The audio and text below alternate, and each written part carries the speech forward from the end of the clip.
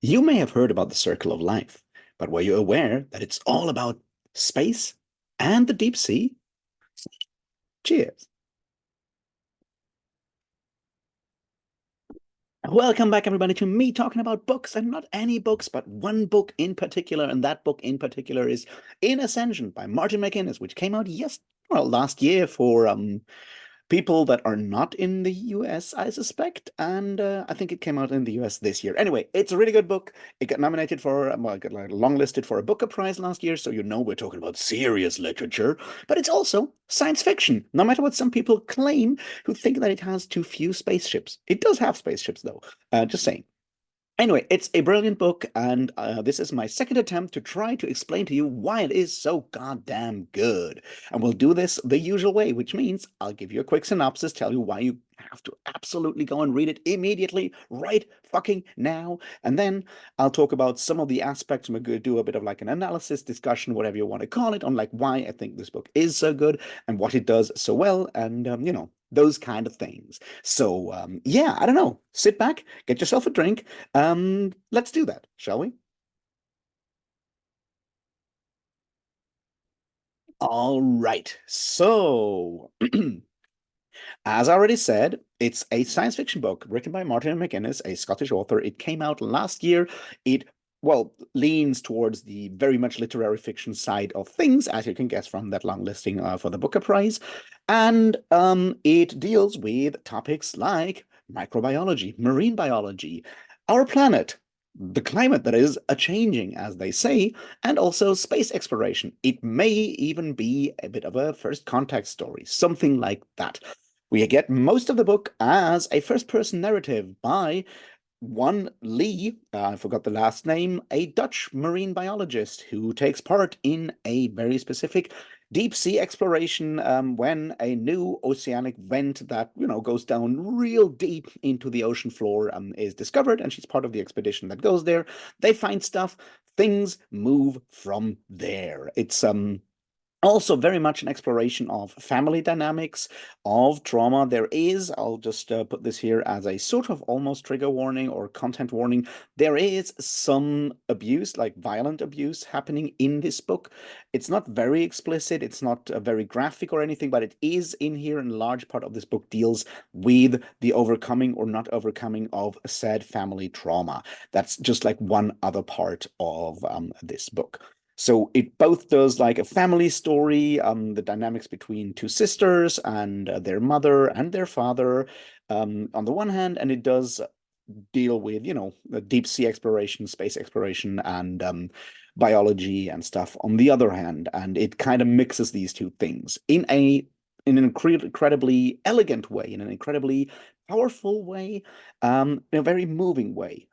Partly this may also be me personally, and I'll kind of come back to that later in the conversation, I guess. But yeah, so it's well worth reading if you like your slow-paced, more personal stories that end up being science fiction at the same time. If you want like fast-paced action, lots of laser battles and space battles, this is not the book for you. I'll just say it up front. I think you should read it nevertheless because I think it has important things to say. And this is, what we're all about here. We want books that say something instead of just someone going pew, pew, pew, right? We all know that. Anyway, so now I've talked enough about like what it is. Go fucking read it. It's well worth it. And then you can talk with the smart kids and the cool kids and have read, well, a almost literary fiction book. How's that for once, right? Anyway, go read it. I'll take a sip from my beer and then we'll talk about it in detail and nuance and what I think this book does and why it does it so well. All right, everyone back? Everyone ready? Perfect. From here on out, there will be spoilers. All right, let's start with the big thing that I think this book does so well. And that is, of course, classic science fiction. See, this book is very much indebted to and a bit of an homage to very specific classic science fiction stories. Those being first contact stories, those being stories where we go into space and find out what is calling to us or is not calling to us. In particular, there's obviously a Rendezvous with Rama by one Arthur C. Clarke, which you may have heard of. He's a bit of a, science fiction author that some people sometimes talk about. And there is, of course, the first Star Trek movie, which is very deliberately standing in as sort of like an ancestor to this story, in particular with the connection to the Voyager space probe and all of that stuff. I think it's very clever the way MacInnes does that, because while using these very, very classic elements of science fiction, these very, very classic tropes, I can't even call it tropes, but like very specific elements and allusions to very specific classic works of science fiction that a lot of people that are into old school, more like sometimes even more on the harder side of SF kind of people will recognize immediately. But he then takes all of that to tell a very different story, showing that the medium of science fiction, the lens of science fiction, even of that very specific classic science fiction, can be used for contemporary and modern and yeah, contemporary concerns, to talk about contemporary things. It's not just, you know, old kind of dry stories, as you know, a lot of criticism of, say, Arthur C. Clarke often is. It's like, yeah, this stuff is still relevant if we use it to tell relevant stories. And I think that's a first important lesson to learn from in Ascension. So that's the first part. Now let's move towards another big theme that I think makes this book so incredibly powerful. And that is the contrast between the microcosm and the macrocosm. And those of you who have spent way too much time thinking about astrology and alchemy in the Middle Ages and the early modern age, which I suspect are not that many of you, know the idea of as above, so below, or the idea that there is a connection between the macrocosm and the microcosm. The things that happen in the heavens or happen in the globe do reflect or mirror the things happening with the individual body. That's, you know, how you did medicine before we did medicine, that kind of stuff. And while obviously not really relevant when it comes to predicting the future, not really relevant or obviously not working when it comes to medicine, stuff like that, it is still a very powerful narrative tool that, because of that, you know, past, has like deep roots in our way of telling stories, in our way of understanding the world. And MacInnes takes advantage of that by having the global story that we'll come back to, which is obviously about climate change, sort of mirror in a lot of ways of the family dynamics between Lee and her sister. I want to call her Rebecca, but I'm not quite sure. I forgot the name. Anyway, and their mother, in particular, how these family dynamics reflect in a lot of ways the larger challenges that humanity as a whole on this planet right now faces. So using that, I think, makes the idea of telling a family story, telling a very personal family story, as a tool to give us to understand the challenges that we as a species face right now, I think is a very powerful and very clever way of doing that, because, you know, a lot of climate fiction that we have these days just goes and tells us how incredibly fucked up our planet is, which it is. And we talk about floods and we talk about all this stuff.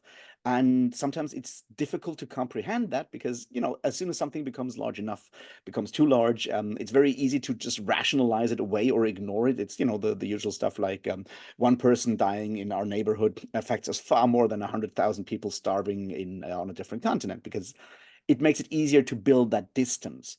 So making this a very personal story is a very powerful way of explaining the immediacy, the pressure that we face as a species right now when it comes to our planet dying. And I think that's the second part that I wanted to talk about as a deliberate tool that MacInnes brings to bear on this story.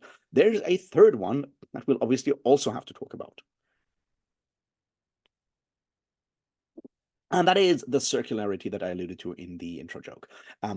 This book is very much circular. The story is circular. We kind of know that now that we are in spoiler territory with the very last scene. It loops back on itself. And that is a theme that comes back again and again and again. Obviously, with the ideas of the oval, the symbols of the Cassini oval, the idea of, you know, DNA. A lot of these parts in this story are loops within loops within loops, and cycles within cycles within cycles. The cycle of violence within the family, how Lee reproduces a lot of the things, a lot of the more negative aspects of her father in a lot of ways. The way then her nephew reproduces or begins to reproduce some of her failings or interests, like both the positive and the negative sides, the way these things always come, you know, loop around. This is obviously another very powerful way of telling stories. It's something that we have seen in a lot of other books. Stephen Erickson famously talks about his elliptical style of storytelling, where a lot of chapters loop back and kind of begin with something and end with the same kind of thing, and have these like circular ways of telling stories. It's a very powerful traditional way of telling stories that allow us to grapple with stories because we're aware of like the way to structure something. Even something as unwieldy as Finnegan's Wake by James Joyce obviously is circular, which with the last sentence being like the first half of the first sentence. But back to this, like this book talks in is told in cycles, is told about cycles, and yeah, using that to explain nature, which is obviously also very much a circular kind of affair, right? Things always go back, life to death, death to life, the seasons, all of that stuff. Yep, the circle is a very powerful cycle is a very powerful image, once again, in the way we live our lives. So these three are the main tools of this book that I think make it so powerful, because MacInnes brings all three to bear. We have obviously the framing of a very classic hard sci-fi story with plot points in there that are familiar to us, telling us that this is a sci-fi story and it's still relevant right now, but it's a point of familiarity to people who might otherwise not look at this kind of book. On the other hand, we have, of course, the microcosm, macrocosm way of telling a larger story, but by making it personal and having this mirroring of the personal trauma and drama with the larger global or galactic, almost, well, global drama, is the second level. And the third level is having the whole story and smaller parts of the story always being circles that interact with each other. Those are the three main ways of telling the story, which I think, yeah, make it a very, very effective kind of book.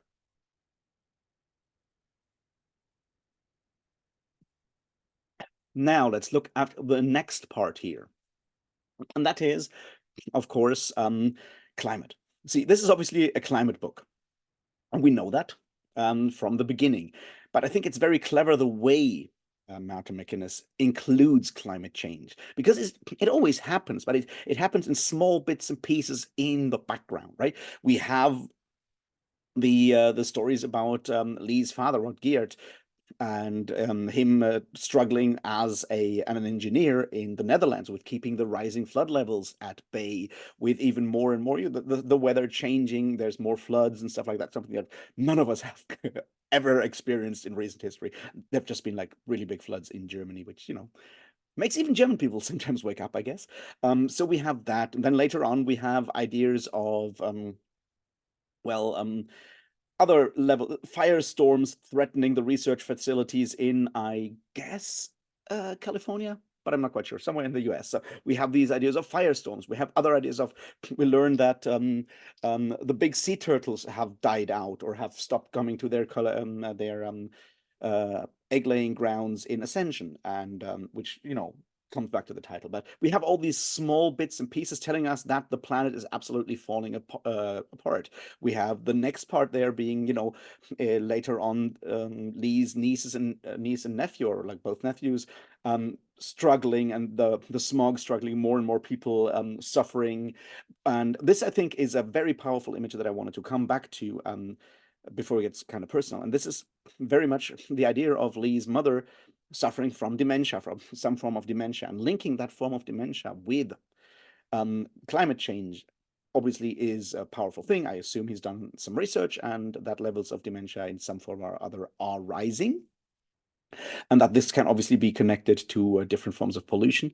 But, and I think this is the other part here that makes it so interesting, is that the idea of dementia for one person, once again, falls back to that microcosm, macrocosm thing, because what is happening with that individual in that regard with Fenner is also happening to our globe, right?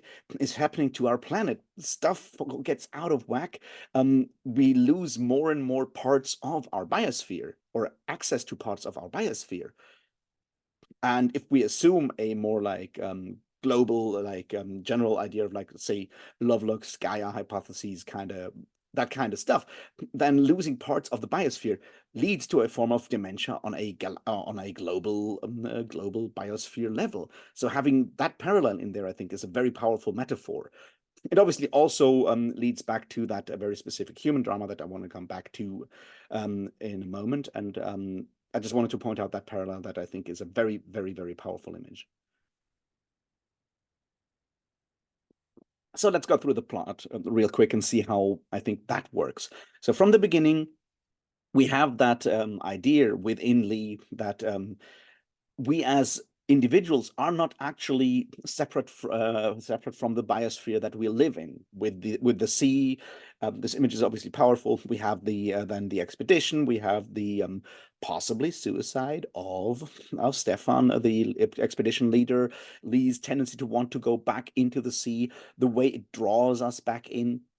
I think the idea of starting the whole story mostly with the diving deep into the sea, the diving back into, obviously being that circular element of going back where we came from as a species, and that drive to do that is a very interesting way of starting it. Also going deep into the scenes first before fleeing into space or going into space, I think is a very powerful way of dealing with that. And of course, the second part is very technical about the idea of building algae cultures as a form of well, food, as a food supply, in a way that may also, in other forms of technology, algae being useful to build more sustainable forms of living. This is, of course, the hard sci-fi part that I think is interesting, especially to engineers, but is more of an idea of doing something creative, finding new ways of making our life sustainable. And then we obviously switch to the idea of this being a space probe, going out, finding out what is out there. And this, in principle, is a very good thing, because if something happens in space and we have the technology, we should go there.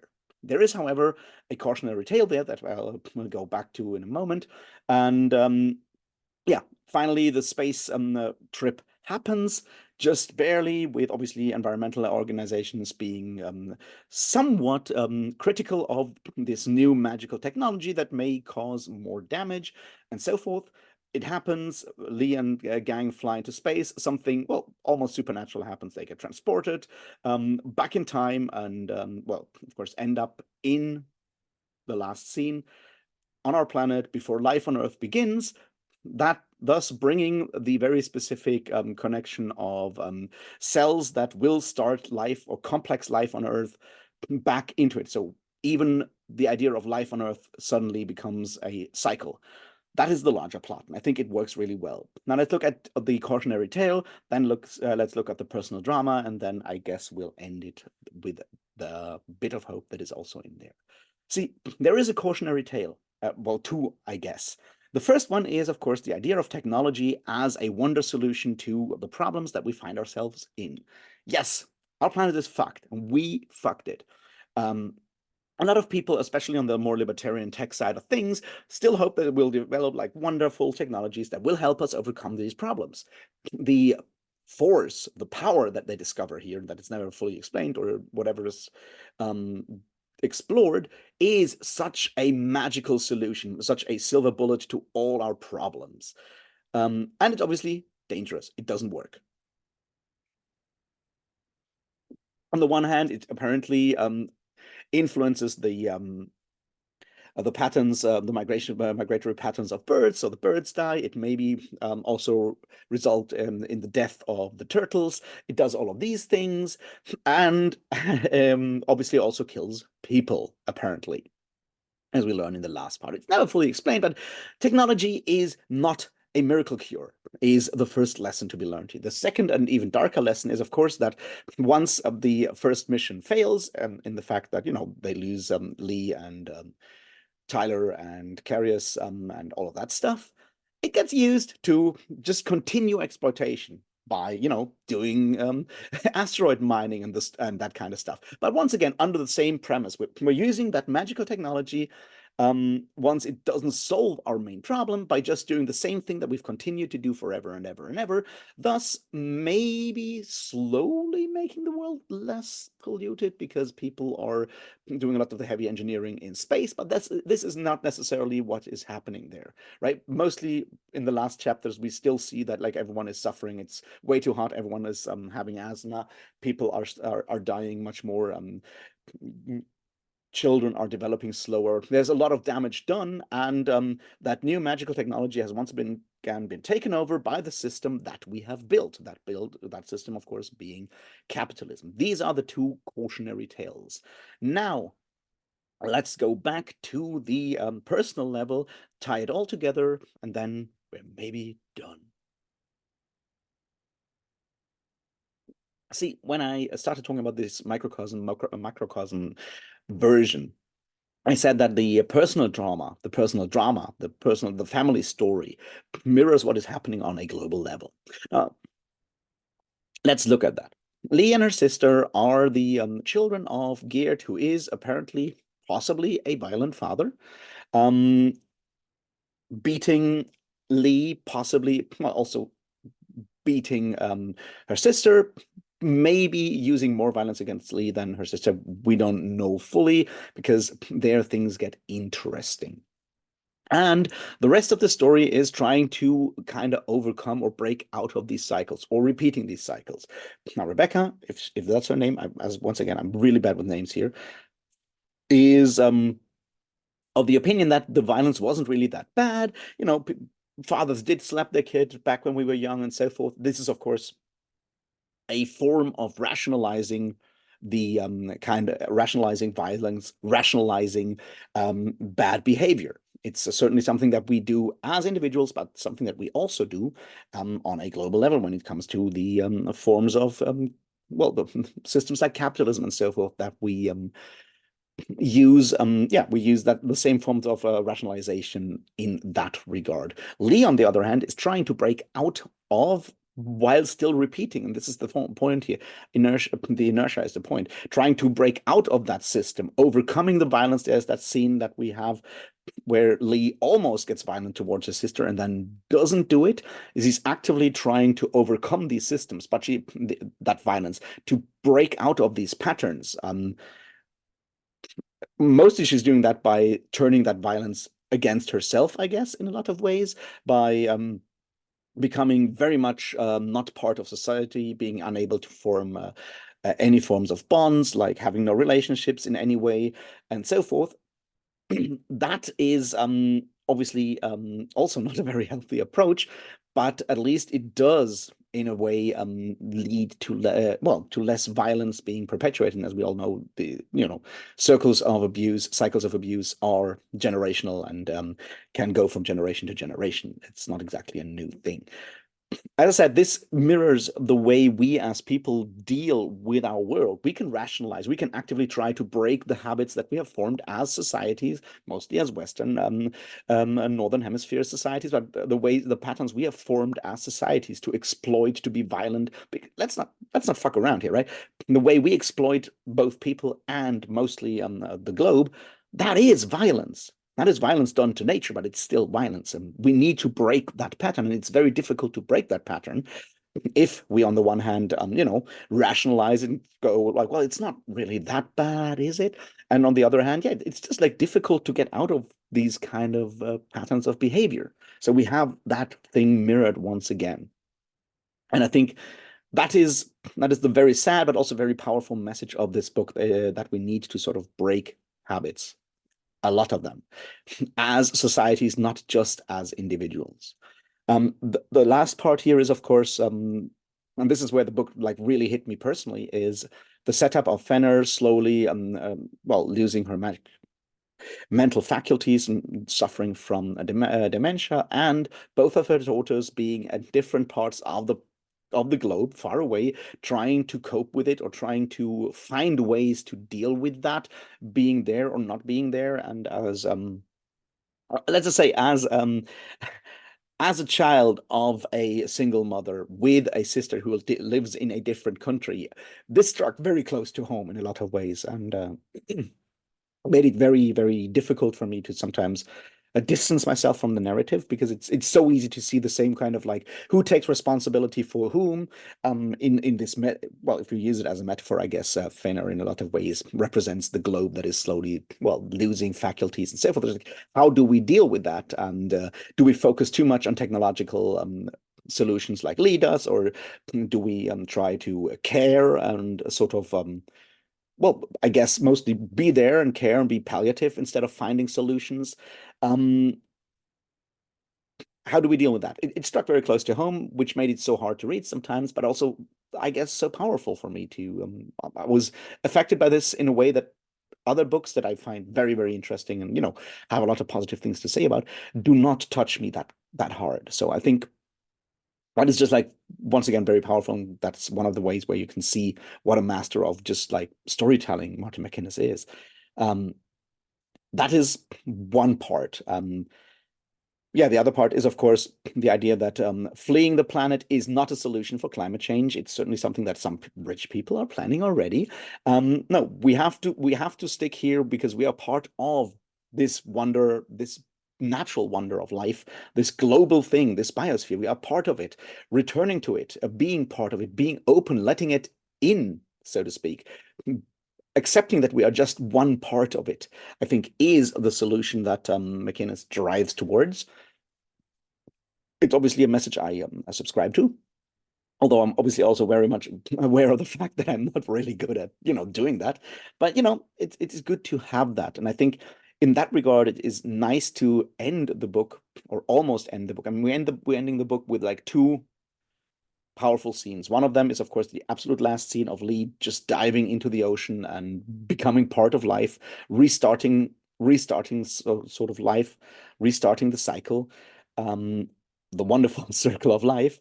The other part is, of course, the scene before when Lee's sister is finally in Ascension, the island, finds the place where they're supposed to come back, their like debrief shelter, but also after all of that, just going to the seashore and having the first turtles come back on shore and laying their eggs and doing the thing that we got told a couple of chapters, well, quite a few chapters before, that they have stopped doing that. So there is hope that if there is hope for the future, I think is that part here. And I think it's important to stick to that, to be aware of that, and to not give up hope.